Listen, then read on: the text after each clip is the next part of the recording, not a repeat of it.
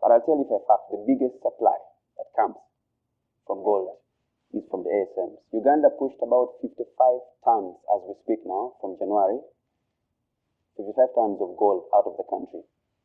You would be shocked to know that almost 3/4 of that gold is coming from the artisanals. Because if Wagagai is pushing 1.2 tons a year, then you now do the math.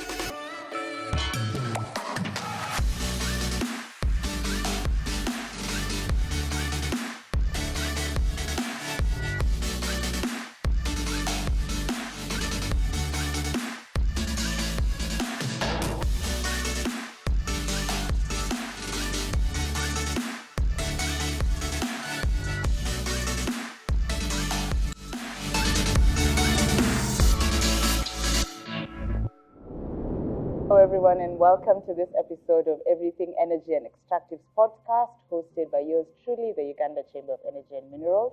I am your host for the day. My name is Jill Whitehouse Munyas and I am here with engineer Tony Olanya. Mr. Tony, how are you doing today? I'm okay, dear. Tell us more about yourself. I personally know you, but the audience does not. Who is Tony? Tony is a very simple young man. I'm an engineer by profession into the field of natural resource governance. And I have a very strong passion with my skills to work very closely with the small scale and artisanal miners. How did you even start into the mining sector? Well, it's an inspiration that I draw from school, but as well looking at what is happening back home. You know, we are an area that talks about land as a wealth, but we talk about land as wealth from the surface. That is the greater north. So I drew the passion firstly to make sure people know that land as a resource is not wealth only on the surface, but also underneath. Yeah. So that is the passion that I drive for community sensitization. And I'm also an advocate for pushing mining out of the boardroom to the grassroots. So Okay. yeah, so that's how I drew the That's how you inspiration. got. So it was mainly from home. You know, charity begins at home. Yeah, sure. So from your community, which is a mining community, you got to see what was going on, and you said, I have to get in there and I have to lobby for my people. And definitely it hurts to see that our people sit on wealth and they don't know that they have wealth. Yeah. True. Or when investors come in and do the mining, they leave with the wealth, leaving the community worse off. That's why than they were. That's why we need to do the mining extension services so people know, because I believe at a local level, even with beyond the science of the geology in classroom, we can have basics that can be taught to the locals, and they can know how to prospect. What is this for mining? minerals. Yeah, tell me more. What's this mining extension service? What is that? The mining extension services is about basically trying to demystify the science and the English about mining Okay. to make it as simple as possible For the layman. for the layman. Just like you hear friends saying that he's picking a rock, crushing it, and washing, and that is mining. So basically, we wanted to make it look as simple as possible for every local person to know. Okay. Yeah. So you're bringing the professional services like of a geologist, of a surveyor, of engineers like yourself. You're bringing it now to the community and also to ASM, I'm assuming? Yeah, sure. These are soft skills. We're trying to teach competence-based learning, which is what the government is driving in their policy. That's why you have the TVET board. So there are skills that we can actually now validate them with government. They don't need to go to a geological school. Yes. We have local geologists. When you go on the ground, they can tell you just by seeing the topology, just by seeing the soil texture, they can know that this is having some mineral prospects. So that is not science that is taught in class. So there are already others who are self-trained, and we can have this kind of knowledge exchange between communities that have been in mining and others that are sitting on minerals and are not really utilizing. So we're bringing together someone, let's say an artisanal miner who has been in this business, give or take, for decades, but has not gone to school professionally or formally. Maybe they didn't even finish high school. And then you're connecting them with now like an engineer, a geologist, to give this sort of technical aspect for the aim of professionalization of the ASM sector. Definitely. The TVET board allows them to be validated, meaning they'll be given certificates and they can progress their documentation up to diploma, which is good. That is going to be life-changing for these miners, because personally, I know of a miner in Taita Taveta in Kenya who for the last 40 years has been working with explosives, has not had one incident. And you know explosives, not anyone can just go and blast willy-nilly. No, it's a very niche thing. Sure. And I'm like, this person has much more knowledge than even us engineers who only did a fraction fraction, of that. So it's a very wonderful initiative. And since we're still on the topic of ASM comes with a lot of challenges. But I don't want us to talk about the challenges.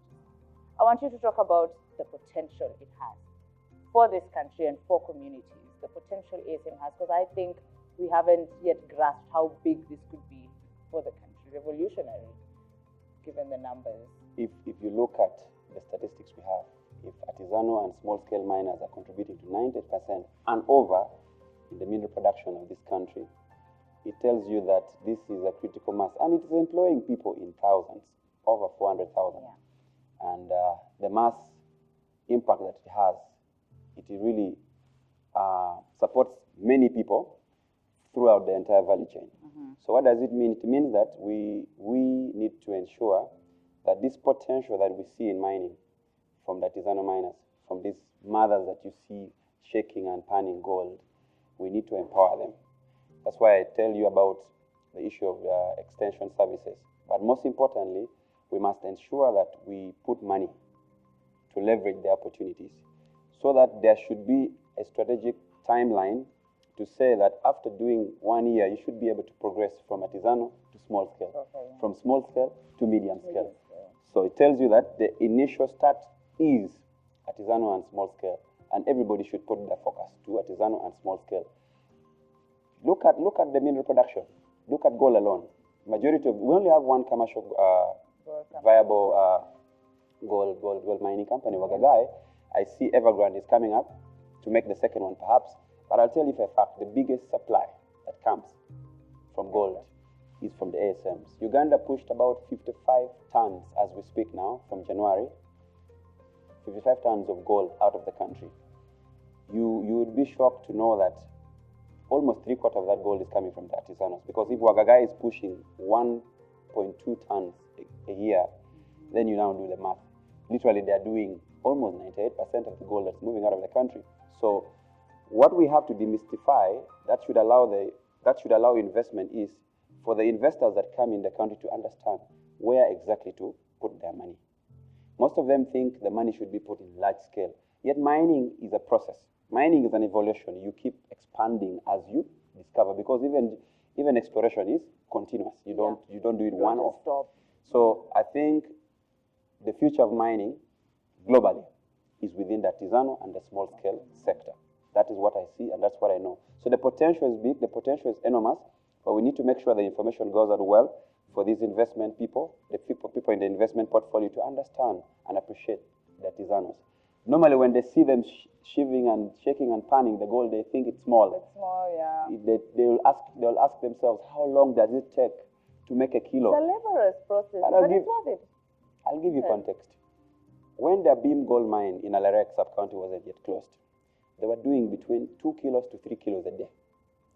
2 to 3 kilos a day, local artisanal miners. I think I'm in the wrong profession. And then, of late, just last week alone, Abim also discovered another site that is within the Morolem area. Now that site, they were doing between 3 to 6 kilos a day, local artisanals with rudimentary methods. Imagine an investor powers in money, puts structures for them, does for them a borehole for them to have water. Because in Morolem, when it is rainy season, they can have production at peak. When there's no rain, people close the mines because there's no water. So imagine just putting $10,000 to do a borehole and see the potential that would pay you out. That is money that an investor can recover in 1 hour of the investment. So it means the potential is as big as possible. And these artisanals are not asking for much. They're asking and saying, do for us a borehole. Put for us services like a crusher, a ball mill, okay? Get a bulldozer for us. Yeah. Get for us the explosives company to blow, because now the ones they've gotten, you find the others have gotten rock ore and all that. So they want maybe an explosive service. So an explosive company can say, we can do a win-win. We come and do for you the blasting, you pay us in terms of gold. One day, and the money is got. So we need to understand, they're not asking for even, majority are not asking for real cash. They're asking for real-time investment that the investor can put, and you will see your money out. So the risk is really minimal, very minimal on the investor side. I think we need to do away with that. People coming just to buy the finished product. Yes. We need to do away with that. So all these lovely meetings that are being held about gold need to happen at the mine site. I'll tell you for a fact. Any investor that comes in the country, I've met so many of them. My issue has been there is no single gram of gold in Kampala. Anybody who brings gold to Kampala already knows the buyer, has a working relationship. So you cannot come. They're not out here peddling. You cannot fly from your country, come to Uganda with cash, and then sit in conference facilities like here, sit in hotels, and expect to get gold. No, that's how they lose money. So when they come, they should know that the gold is in the mines. Yeah. So come and go to the mines. Visit and understand. In the communities, invest in the communities. And then get your gold and go back. Yes, and of course we're also advocating for responsible sourcing. So have investment in technologies that allow these communities to survive and have safety. You cannot come and buy mercury, which is already banned, and it is having health implications on the miners. So come and have the best responsible mining practices in place. Put the centrifugal shaker tables, put these ball mills that can help the concentrators, that can help these miners to extract gold. Set up the leaching plants using cyanide, using the borax, activated carbon. Help these miners with these basic things. So what does it mean? In the context, it says if they go to the ground, they'll understand the miners better. But if they sit in Kampala, they won't understand the miners better. But they will understand the scammers better if they sit in Kampala. The scammers, what they've done, they have created a picture that gold is easy to get. Gold, we can do it quick. There's a shortcut here, which we need to make sure the investors understand that much as the government has put in place good policies, has put in place the infrastructure in terms of security. That's why you come and carry your dollar and nobody disturbs you around. You will never hear that they've grabbed the money from investors. You will hear that they gave it willingly, okay? They were lured into it. So what does it mean? It means we have good infrastructure. We have very good laws. The Mineral Act, as amended in 2022, very perfect law. And I think the implementation should be both ways, both from the sellers, from the buyers. The sellers need to be, the buyers need to be responsible. Actually, the biggest contributors to the scamming racket is the buyers. They come the wrong way from the word go. They come with the wrong visa. Majority come with tourist visas, which is not allowed to do business. When they come in here, they don't want to open companies. They don't want to pay taxes. They think they're shortcuts. And, the tax on gold. And they think the gold will be cheap. Gold is not cheap. They think we will give it out, at a lower than London market price. No. So to close up with Artisanos, I think that Artisanos, with the stake they have in the mining sector, they should be given the attention they deserve. Yeah. And I like the fact that government and chambers is trying as much as possible to make sure that they are heard, to make sure that you pitch for them platforms like this for B2B, business to business. And I'm happy that many are connecting with investors. So I think this kind of platforms like the Mineral Wealth Conference, this edition is an edition that has really given attention to the artisanal and small-scale miners. Yeah. Meaning there will be real-time impact. And I think it's the right way to go. Okay? That is what I would say with the potential that we have with artisanals. Thank you, Tony. Thank you very much for being at the podcast today. It is always a pleasure. Any parting shots for us? Yeah, surely. I wanted to say that we have a platform, which is a think tank platform called the Global Gold Consortium, and we think it should be discussing everything around gold ecosystem in terms of responsible sourcing, in terms of discussing emerging sectors in gold, like gold banking. And these are conversations we're having with every other player. And every month there will always be a session just to talk about the gold sector. How do we clean it? How do we ensure it is safe? How do we ensure that the local man, if they say Jill is a gold dealer, they will not say Jill is a scammer. Okay? They will know Jill is a legit business player, because gold is a legit business that government has opened it up and everybody can do it. So we must have that demystification. We're doing that through media, through engagement, and everyone is welcome to the think tank and engage. How do we get into this? It's an open platform. It's an open platform through all the old social media platforms. But most importantly, we're trying to shape the African narrative of gold. We do not want gold. It hurts me to see gold prices being controlled by LBMA in London and the other platforms. So we'll be discussing this. The ones who we're discussing this at the African Gold Council. We've created one called African Gold Council.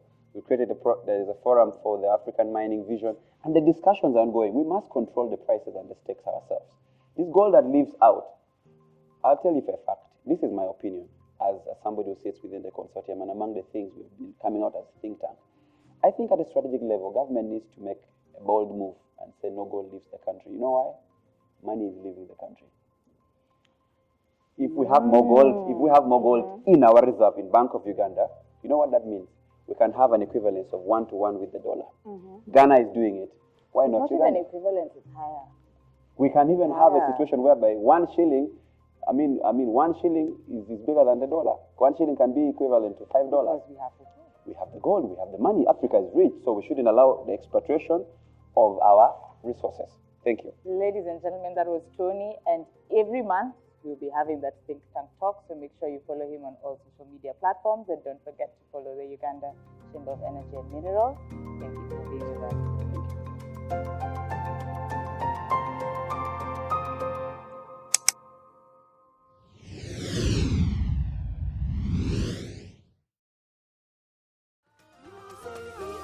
Uganda Chamber of Energy and Minerals, for a sustainable future.